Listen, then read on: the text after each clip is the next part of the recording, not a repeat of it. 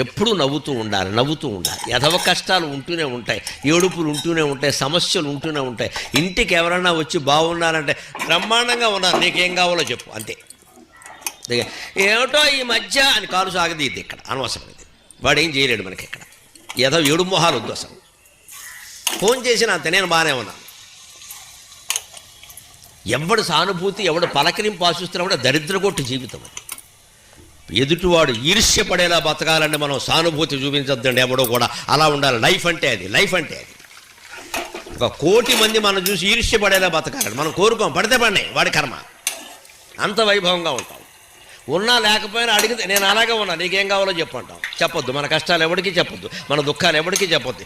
పూజా మందిరంలో అమ్మవారు ఉంది, మనం ఉన్నాం ఇక్కడ, చెప్పుకుంటామండి. అంత బాధగా ఉంటే నాటకం ఆడక్కల్లా. నిజంగా కష్టం ఉంది, నిజంగా దుఃఖం ఉంది, భగవంతుడు తీర్చాలి కానీ ఈ పెద్ద మనుషులు ఎవరైనా తీరుస్తారా? వీళ్ళు ఇంకా ప్రచారం చేస్తారు బయటికి వెళ్ళి.